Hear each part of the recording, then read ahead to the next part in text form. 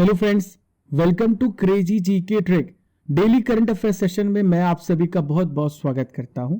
दोस्तों, आज है 7 मई 2022 और आज से संबंधित जितनी भी महत्वपूर्ण घटनाएं होने वाली है उसे मैं आपके लिए डिस्कस करूंगा। ये करंट अफेयर भारत के किसी भी प्रतियोगी परीक्षाओं के लिए इंपॉर्टेंट है, तो पूरे सेशन को बहुत ध्यान से सुनिए। लास्ट में मैं आपसे इंपॉर्टेंट क्वेश्चंस करने वाला हूं जिसका आंसर आपको कमेंट बॉक्स पे देना है। पीडीएफ को डाउनलोड करने के लिए आप हमारे नीचे दी गई टेलीग्राम लिंक और क्रेजी जीके ट्रिक एप्लीकेशन से पीडीएफ को डाउनलोड कर सकते हैं। दोस्तों, आज का सेशन शुरू करने से पहले आप सभी के लिए मोटिवेशनल पंक्तियां। आपका समय बहुत ही कीमती है, इसलिए इसे अपने काम करने में लगाएं, ना कि नेगेटिव लोगों की बातों को सुनने में। दोस्तों, यदि आप उन पर ध्यान देंगे तो आप अपने ऊपर कब ध्यान देंगे? आप खुद ही अपनी खोज पे निकलें। दोस्तों, जो व्यक्ति खुद पे विश्वास करता है एक दिन सारी दुनिया उस पर विश्वास करती है। अपने ऊपर बिलीफ रखें और आगे बढ़ते जाए, निश्चित ही सफलता आपके कदम चूमने वाली है। देखिए फ्रेंड्स, आज का सबसे पहला महत्वपूर्ण करंट अफेयर्स आपके सामने रहा। ध्यान से सुनिए और हर एक पॉइंट को नोट भी करना है। 8000 मीटर से ऊंची 5 चोटियां फतेह करने वाली पहली भारतीय महिला कौन बनी है? दोस्तों, इनका क्या नाम है? इनका नाम है प्रियंका मोहिते। दोस्तों, नाम याद करने के लिए आप याद रखिएगा, प्रियंका चोपड़ा जी ने 5 चोटियां चढ़ी हैं, तो प्रियंका मोहिते जी का भी नाम आपको याद रहेगा। दोस्तों, किस जिले की हैं, कहां की हैं, किस राज्य की हैं? ये महाराष्ट्र राज्य के सतारा जिले की हैं। सतारा की प्रियंका मोहिते 5 मई 2022 को कंचनजंगा पर्वत, कितनी ऊंचाई इसकी? 8586 मीटर की चढ़ाई करने के बाद ये 8000 मीटर से अधिक ऊंची 5 चोटियों को फतेह करने वाली पहली भारतीय महिला बन गई हैं। दोस्तों, आपने यहाँ पे नाम सुना है कंचनजंगा, तो आप सोच रहे होंगे कि किस राज्य में है। तो सबसे पहले ये बात जान लीजिए कि सिक्किम राज्य में है और ये दुनिया की तीसरी सबसे ऊंची चोटी है कंचनजंगा। सबसे ऊंची चोटी माउंट एवरेस्ट है, दूसरी है केटू। दोस्तों, माउंट एवरेस्ट नेपाल में है, केटू कहां पर है? काराकोरम दर्रे में है, ठीक है, काराकोरम रेंज में है और ये दूसरी सबसे ऊंची चोटी है। दोस्तों, यहां पे बात आ रही प्रियंका मोहिते जी की, तो आइए इनके बारे में भी जान लेते हैं। दोस्तों, प्रियंका मोहिते जी जो हैं, इन्होंने साल 2020 में एक पुरस्कार जीता।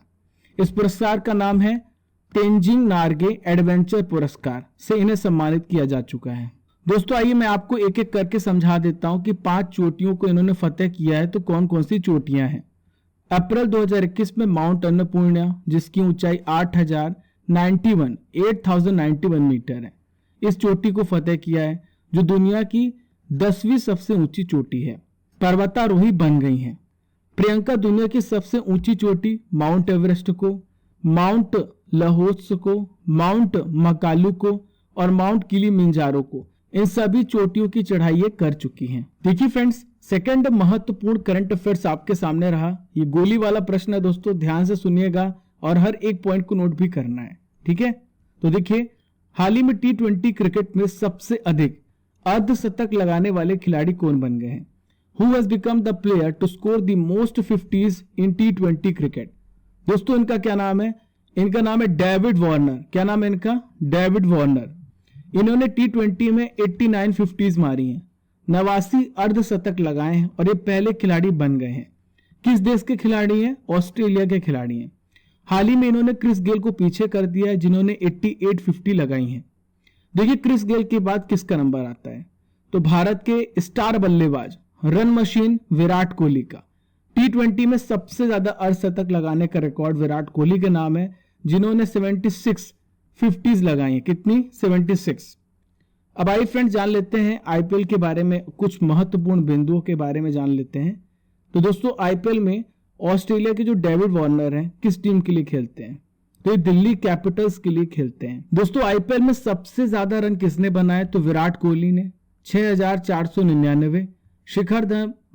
शिखर धवन सेकंड नंबर पे 6153 रन और वार्नर थर्ड रैंक पर है 5805 रन और चौथे नंबर पर है रोहित शर्मा। दोस्तों, आईपीएल का जो फाइनल मैच इस बार का होना है, कहां पर होना है? 29 मई को होना है, नरेंद्र मोदी स्टेडियम, जो कि कहां पर है? अहमदाबाद। यहां पे बीसीसीआई की भी बात कर लेते हैं। तो बीसीसीआई की स्थापना 1928 को हुई। इसका मुख्यालय कहां पर है? वानखेड़े स्टेडियम, मुंबई में। इसके अध्यक्ष कौन है? सौरभ गांगुली हैं। उपाध्यक्ष कौन है? राजीव शुक्ला हैं। सचिव का नाम है जय शाह। भारतीय पुरुष क्रिकेट टीम के कोच कौन है? राहुल द्रविड़ हैं। भारतीय महिला क्रिकेट टीम के कोच कौन है? रमेश पवार है। कौन है? रमेश पवार है। दोस्तों एक महत्वपूर्ण जानकारी मैं आपको और भी दे देता हूं, जय शाह जो है एशियाई क्रिकेट परिषद के भी अध्यक्ष हैं। देखिए friends, third important current affairs आपके सामने रहा, बहुत ही महत्वपूर्ण, ध्यान से सुनिएगा। हाल ही में भारत ने 2020 के दौरान मृत्यु दर में कितने प्रतिशत की वृद्धि को दर्ज की है? India has registered what percent increase in mortality rate during 2022? तो दोस्तों इसकी दर है 6.2%। कितनी है?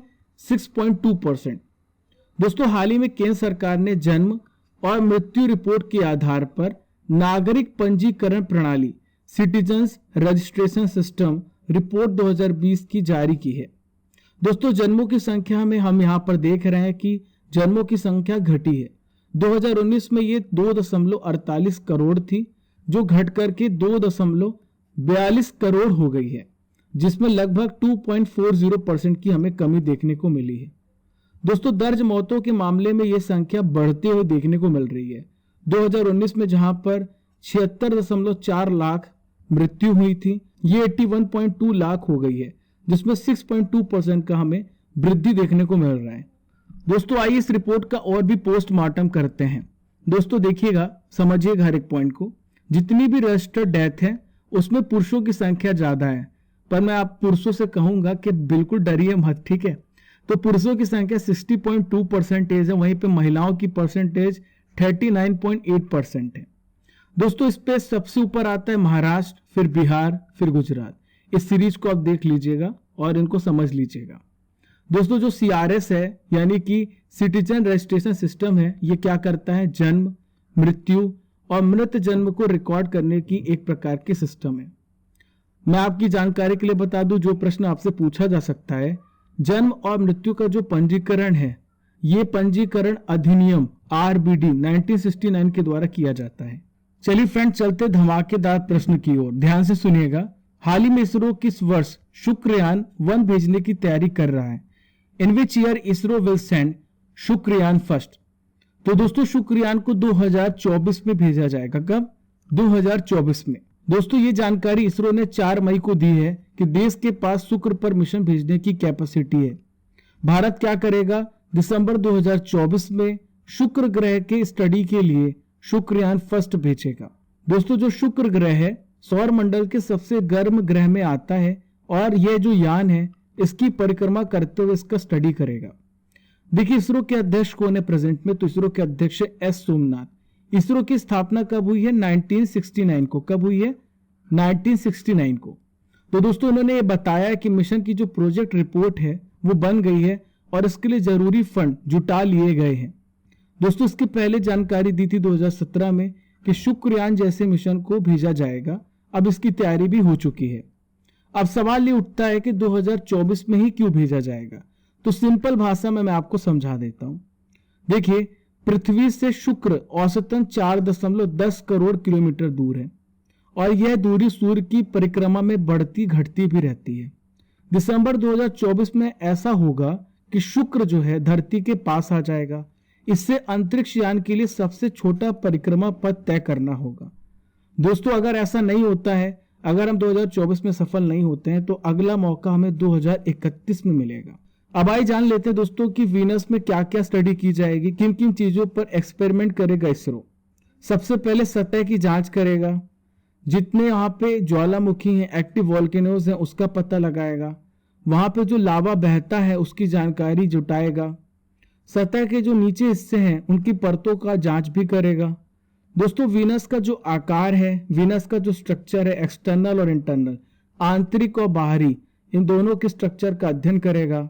और शुक्र ग्रह के एटमॉस्फेयर यानी वातावरण की भी जांच करेगा।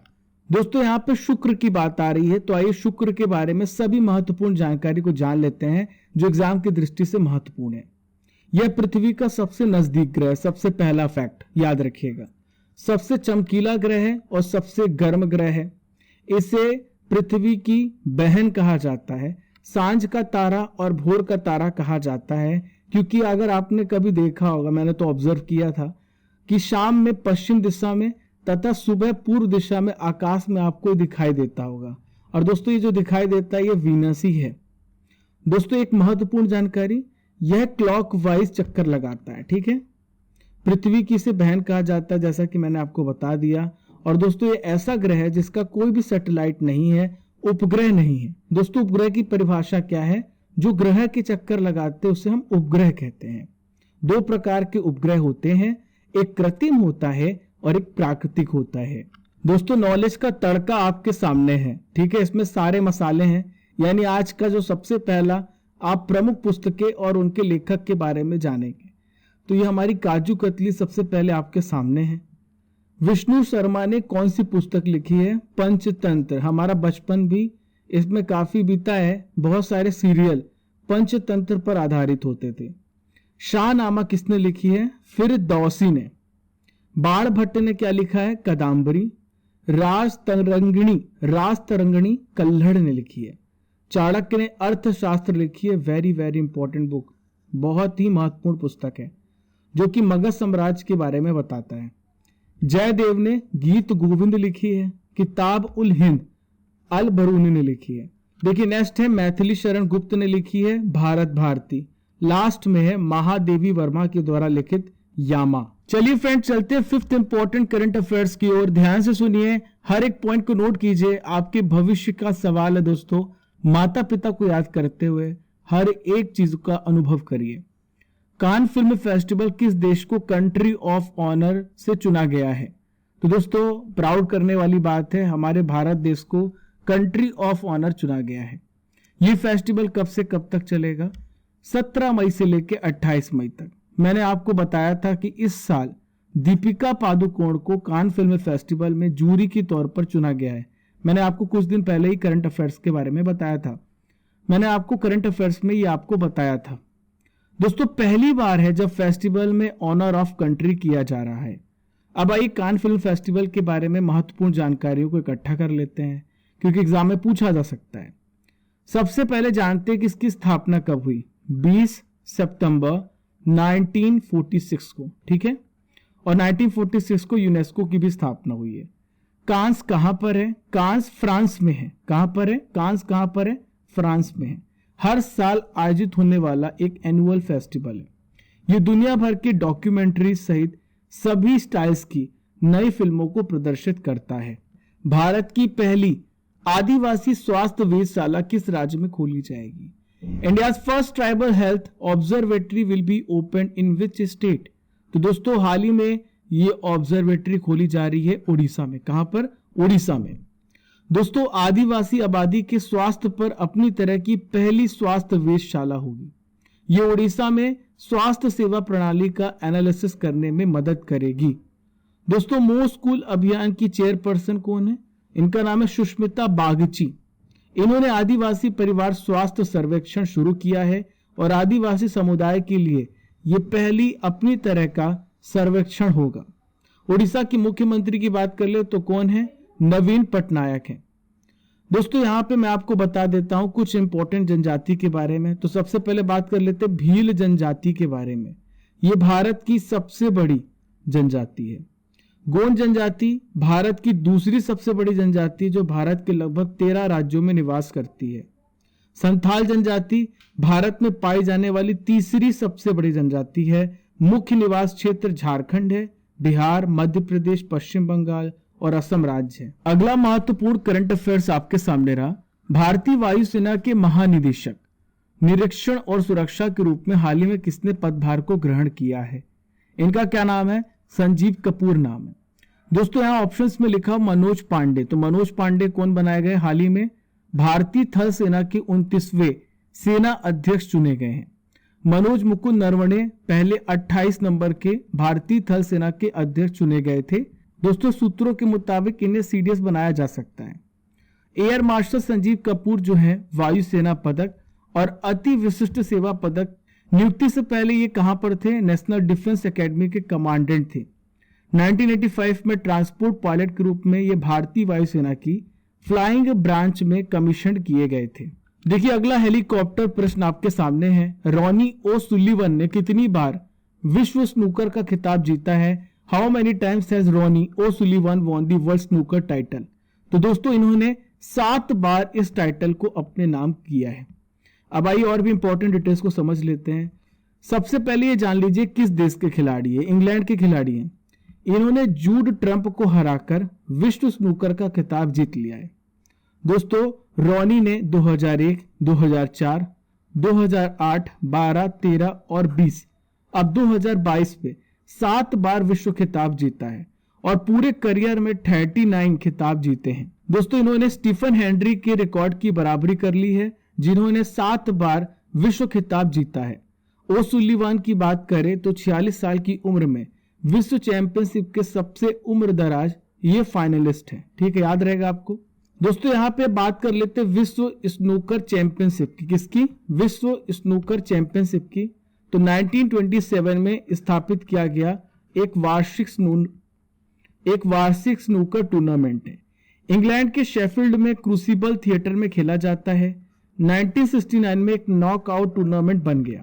दोस्तों हमारा अगला नॉलेज का तड़का आपके सामने है। आज हम बात करेंगे इंटरनेशनल बाउंड्रीज। एग्जाम की दृष्टि से बहुत ही रामबाण प्रश्न पूछे जाते हैं, इंपॉर्टेंट है, ध्यान से सुनिएगा। तो देखिए पहला है भारत और चीन के बीच में मैकमोहन रेखा। भारत और पाकिस्तान के बीच में रेडक्लिफ रेखा है। जर्मनी और पोलैंड के बीच में हिंडनबर्ग रेखा है। उत्तर कोरिया और दक्षिण कोरिया के बीच में 38 डिग्री समानांतर रेखा है। जर्मनी और फ्रांस के बीच में मैगी नॉट रेखा है। याद रहेगा आपको, मैगी नॉट रेखा है। नेक्स्ट फ्रेंड्स 49th डिग्री समानांतर रेखा, तो 49वीं समानांतर रेखा है अमेरिका और कनाडा के बीच में। मैन रहीम रेखा ये किसके बीच में है? रूस और फिनलैंड के बीच में। पाकिस्तान और अफगानिस्तान के बीच में डूरंड रेखा है। आज का आखिरी महत्वपूर्ण करंट अफेयर्स आपके सामने रहा। विश्व हाथ स्वच्छता दिवस 2022 कब मनाया गया? When was world hand hygiene day observe? हर साल 5 मई को मनाया जाता है। दोस्तों आप सभी को पता है कि हम अपने हाथ को स्वच्छ रखेंगे तो वायरस, बैक्टीरिया ये सब हमारे शरीर के अंदर प्रवेश नहीं करेंगे। देखिए फ्रेंड्स, जैसा कि आप सभी को पता है कि कोरोना के समय में हैंड सैनिटाइजर का आपने कितना इस्तेमाल किया है, अभी भी आपको करते रहना है, क्योंकि जो सबसे पहला कांटेक्ट होता है बैक्टीरिया या वायरस का वो हमारे हैंड से होता है। जब हम खाना खाते हैं तो हमारे शरीर के अंदर ये बैक्टीरिया वायरस प्रवेश कर जाते हैं जो हमारे शरीर को प्रभावित कर सकते हैं। हर साल 5 मई को वर्ल्ड हैंड हाइजीन डे मनाया जाता है। उद्देश्य है स्वस्थ देखभाल में हाथ की स्वच्छता के वैश्विक प्रचार, स्थिरता को बनाए रखना। देखिए थीम याद रखिएगा, health care, quality and safety, climate और कल्चर। अब आइए जान लेते हैं मैंने आपको जो भी इंपॉर्टेंट दिवस अभी तक पढ़ाए हैं मई महीने के, आइए देख लेते हैं एक नजर में। विश्व अस्थमा दिवस हर साल 3 मई को मनाया जाता है। 5 मई को विश्व पुर्तगाली भाषा दिवस मनाया जाता है। अंतर्राष्ट्रीय अग्निशामक दिवस 4 मई को मनाया जाता है। विश्व प्रेस स्वतंत्रता दिवस 3 मई को। 2 मई को विश्व टूना दिवस और 1 मई को विश्व श्रमिक दिवस। दोस्तों अब बारी है करंट अफेयर्स की रसमलाई यानी 2021 के महत्वपूर्ण करंट अफेयर्स की। तो पहला प्रश्न आप सभी के सामने रहा, लोक सेवा प्रसारण दिवस कब मनाया गया? हर साल 12 नवंबर को। भारत की सबसे अमीर सेल्फ मेड महिला कौन बन गई है? तो उनका नाम है फाल्गुनी नायर। नासा और निजी रॉकेट कंपनी स्पेस एक्स ने हाल ही में किस मिशन को लॉन्च किया है? क्रू 3। रक्षक पहल को किस राज्य की सरकार ने शुरू किया है? ओडिशा। 32वें हुनर हाट 2021 का आयोजन हाल ही में किस शहर में हुआ? लखनऊ में। दोस्तों डेली करंट अफेयर्स में आपको क्या लगता है कि क्या आप करंट बस पढ़ते? नहीं, ये पूरा फुल जीके का पैकेज है। डेली आपको नई नई चीजें जानने को मिलती हैं, क्योंकि इसमें डेली करंट अफेयर्स के साथ मैं बहुत सारी स्टैटिक जीके भी कराता हूं। लगभग हर विषय को हम कवर करते हैं। पूरी 360 डिग्री क्लास है। चलिए फ्रेंड्स चलते हैं, जिसका आंसर आपको कमेंट बॉक्स पे देना है। मैं आपसे प्रश्न करूंगा, विश्व अस्थमा दिवस 2022 कब मनाया गया? रेडक्लिफ रेखा किन 2 देशों के बीच में है? भारत की सबसे बड़ी जनजाति कौन है? किताब उल हिंद किसकी पुस्तक है? बीसीसीआई के उपाध्यक्ष कौन है? इन सभी का आंसर आपको कमेंट बॉक्स पे देना है। अब बारी है 6 मई के इंपॉर्टेंट करंट अफेयर्स के रिवीजन करने की। विश्व प्रेस स्वतंत्रता सूचकांक 2022 में भारत की रैंक क्या है? तो भारत इसमें 150 रैंक पे है। पहले 142 प्लेस पे था। भारत की स्थिति और भी बदतर होती जा रही है। विश्व पर्यावरण दिवस 2022 की थीम क्या है? Only one earth. Very very important, याद रखिएगा। श्रेष्ठ लखनऊ को बंद करने की घोषणा हाल ही में किसने की? भारतीय रेलवे बोर्ड ने। देश का 100वां यूनिकॉर्न कौन बना है? ओपन। केंद्रीय प्रत्यक्ष कर बोर्ड सीबीडीटी के अध्यक्ष पद का प्रभार हाल ही में किसे दिया गया है? इनका नाम है संगीता सिंह। क्या नाम है इनका? संगीता सिंह नाम है। देखिए नेक्स्ट इंपॉर्टेंट रिवीजन क्वेश्चन ये रहा, आरबीआई के द्वारा रेपो रेट में कितने बीपीएस की बढ़ोतरी की गई? 40। स्पेनिश लीग खिताब फुटबॉल किसने जीता है? रियल मैड्रिड ने। किस राज्य में अपनी तरह का पहला अपशिष्ट प्लास्टिक रिसाइकलिंग प्लांट स्थापित किया गया? महाराष्ट्र। देखिए अगला रिवीजन प्रश्न ये रहा, हरियाणा सरकार के द्वारा किसके नाम पर पानीपत में स्टेडियम बनाया जाएगा? नीरज चोपड़ा जी के नाम पर। देखिए आखिरी प्रश्न रहा, हाल ही में किसके द्वारा दूसरा ALH MK3 स्क्वाड्रॉन कमीशन किया गया? इंडियन कोस्ट गार्ड के द्वारा। देखिए फ्रेंड्स, ये था 6 मई के इंपॉर्टेंट करंट अफेयर्स का रिवीजन। हमने डेली करंट अफेयर में 7 मई के करंट अफेयर्स को भी कवर कर लिया है। ऐसे ही पढ़ते रहिए, आगे बढ़ते रहिए। मेरी बहुत सारी शुभकामनाएं आपके साथ हैं। मेहनत करना है और जब तक अपने सपनों को पाना नहीं तब तक थकना नहीं है। दोस्तों मेरा मकसद होता है आपके समय को बचाना। इस 15 से 20 मिनट के लेक्चर में मैं आपको लगभग 100 to 150 इंफॉर्मेशन दे देता हूँ। Keep liking, keep sharing your channel crazy GK trick और don't forget to subscribe and press the bell icon button.